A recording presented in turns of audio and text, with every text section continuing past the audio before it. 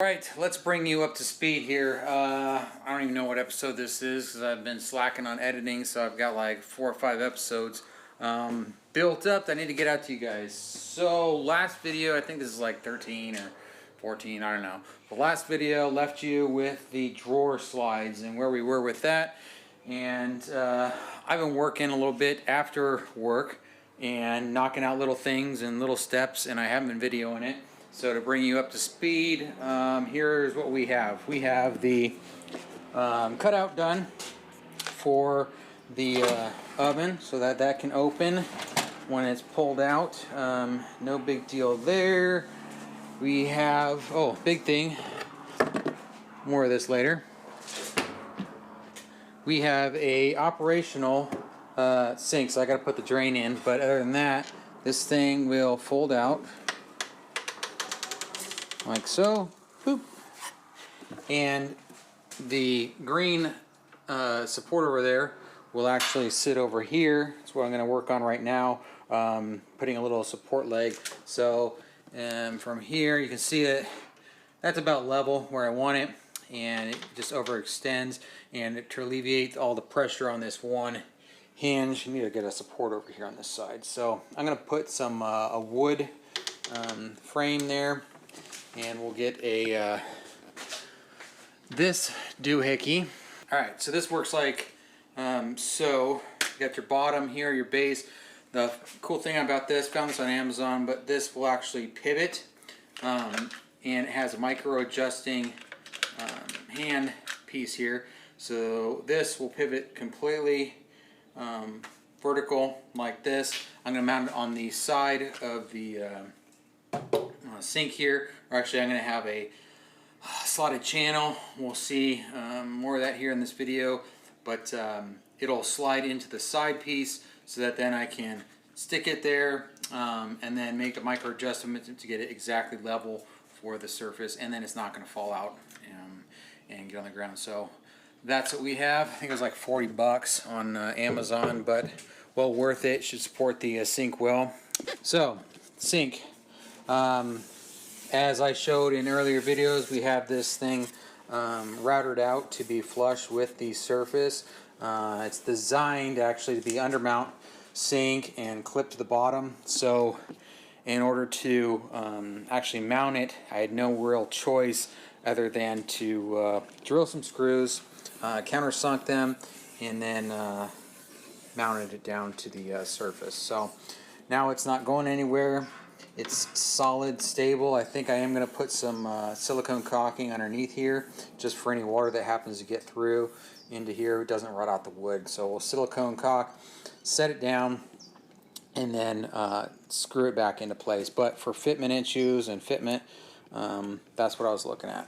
The sink we have nicely recessed. I don't know how much I talked about it on the last video, but I kind of screwed up and placed this high so that we had as much, room as possible for pots and pans or whatever. But in doing so, left myself with very minimal clearance on the bottom side because this is 3/4 inch material, and then I mounted it almost right there, flush with it. My mistake. But and so what I had to do to fix that, I did a couple more fittings. Originally, they were just a single straight piece coming out of the sink. I got this piece special from Chicago Faucets. The only place I could find that had this specific 90-degree fitting with a swivel connection so that this is possible. Otherwise, I'd have to screw it on. There's a number of them that don't have this swivel, but because of my space issues, I had to have it in place and then be able to physically tighten it up and screw it on. Even doing so, I, as you can see, ran into clearance issues on the back side here as well. So what I did there is I removed this piece and then cut out a portion of it. I took a jigsaw and cut out a portion of the actual plywood to give myself enough space back there. Not really a huge deal. Fortunately, I didn't, the Craig screws were placed just far enough apart that I could do that. And then I have your standard connections here for the faucets. So that brings us up to speed with the drawer setup and where I made a couple other steps also with the plumbing system. Over here we have our fill line. So this is where we'll take this off. Obviously, fill, you got your vent there for venting, and then over here yet to be wired is our level gauge for the water tank itself. So how does that work? Here's our fill line going into the water tank. It's a 13-gallon tank. The vent tube here on that side, and then we have this is our supply line that goes over to a manual valve that will remain open. That's just for any kind of servicing I need to do to keep it from water going everywhere. That right there then feeds into the strainer over here, and then that will feed into the pump, and then it'll route back around over here, and we have a pressure accumulator that I'm going to mount somewhere in this fashion, which then feeds down under the drawer system. Will pop out here, up, and then come through the wall right here and end up at this point right there. So I have a pressure connection, quick connect, that'll be mounted right there for all the water connections. So before I start getting too far with this plumbing, okay, let me go over the tank real quick too. So the tank, like I said, it's 13 gallons. I took some unistrut, 7/8 inch short unistrut, and welded it to the actual bottom of the trailer, and then I took some eyelets or eye bolts, and those connections were, I took just your standard spring nuts for the eyelets for the unistrut, made connections there, and then just a simple ratchet strap system for that. So we have no way for it to slide back and forth, and the straps are just holding it down. So I have unit strut on both sides or all sides of the thing, and I also have a piece of actually what I have here, the floor mat. I cut out a piece of floor mat, and that is underneath the tank itself for insulation and for also wear pad, so there's no vibration concerns rolling down the road and wearing a hole in the plastic from the metal. So we should be good there. I don't think there should be any issue with the unistrut, but I guess only time will tell on that one. Okay, so I think that brings us up to speed with where I last left you. So now on the agenda today is to get the wood cut out for the mount for the support on the sink. That needs to get done. I'm going to also try and get the rest of the welding done. There's just a few more things I have to weld, of which is some angle iron. So I need some angle iron on the from pretty much the point of the where the wheel well ends here up, and that will be on both sides over here as well. And then I'm going to mount a piece of plywood over here. I need to cut that out to give myself a nice cubby here for chairs and tables and whatnot that you need for camping. And I also have to enclose this and do all the wiring. Yeah, but I'm trying to get all of the idea right now is to get all of the welding done that's needed so that I can then start coating this thing and get all the undercoatings done. I have Raptor liner for all that, and then work on buttoning this thing up, getting electrical ran, and we will be right there, electrical plumbing, getting this thing on the road, painted and on the road. So that's the agenda for today. I'm not sure what all will take place, what will get done, and what will make it to this episode of the video. Hopefully a big chunk of that. But it's 9 o'clock right now in the morning, so we'll see how far we get.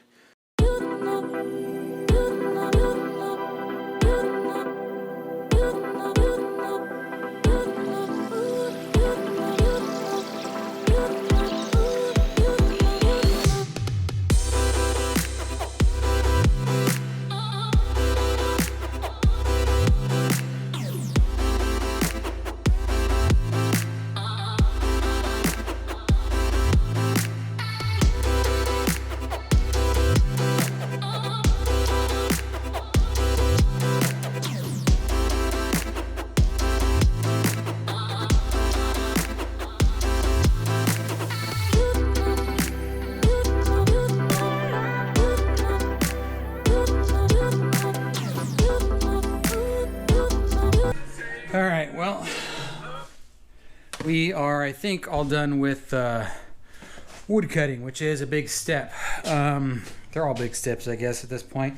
But now I can free up, the big thing is I can free up this space. I had it pushed all the way over, and I have just like no room over here. I mean, the garage is small enough as it is, but between all the crap and shit that has to go in the trailer and cutting wood and the trailer itself, I need to pull this thing over so I can actually have some room around it.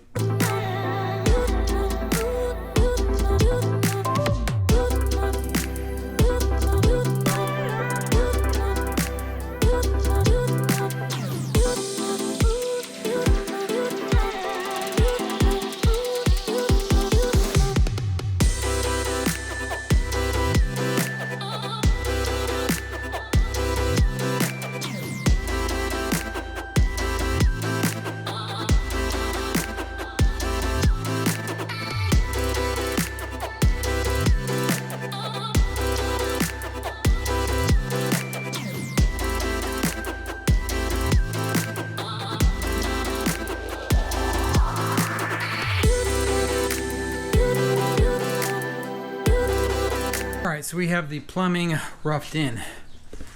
I just disconnected the supply lines over there because I'm getting ready to weld in the angle iron to support the wood face here. But before I did all that, I wanted to make sure this thing was going to be in place and fit. So we got the hole drilled, and trying to figure out support. I kind of like this. It's got a nice, it's somewhat of a negative slope to it to drain, but I don't know. I kind of want to, I'm thinking I want better support for that pipe, but we'll see. We'll see what ends up happening.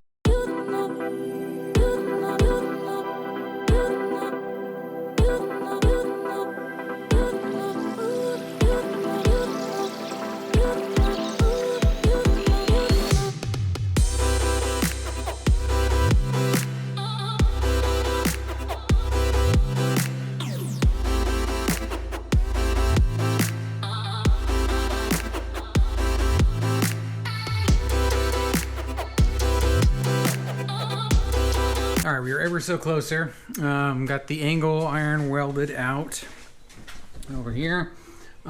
Just tacked pretty much. It's just holding the board.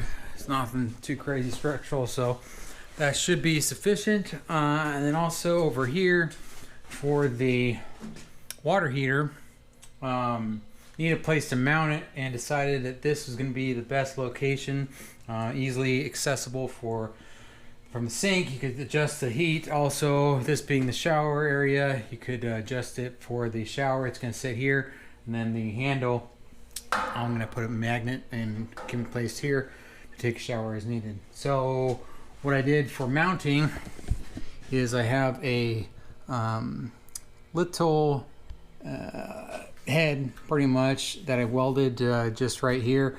So it goes, you can stick it on there on the top. It slides in place, and then on the bottom there's a stud sticking out, 1/4 got a wing nut here that just will go on the back side of it and tighten in place like so.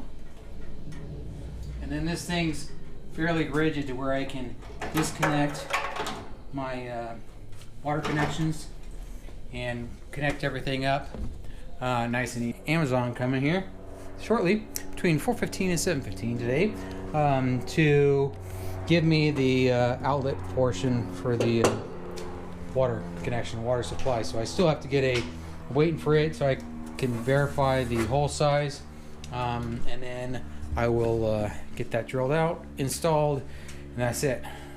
So I think I'm going to start looking at cleaning things up, getting things sanded down, ready for paint. So as soon as that thing comes, and once I get the hole cut, paint could be the next step.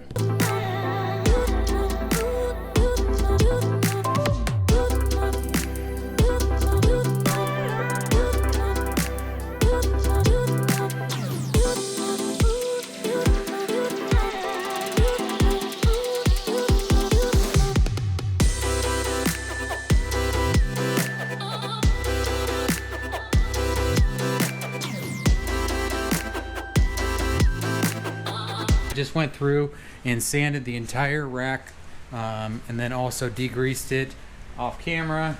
And now I'm going to go through and paint it. And I'm trying to really debating, mostly because I'm just impatient, but how I want to do this. If I want to do the top first, then the underside, then the base. That seems like the most logical approach. I'm just trying to figure out, I want to get this plumbing done and tested when today. And it's got a 24-hour cure time on this Raptor liner, so if I install it, it's not gonna, I can't test it out. So I might do the top and bottom, install the plumbing, test it out, and then Raptor line everything else. Or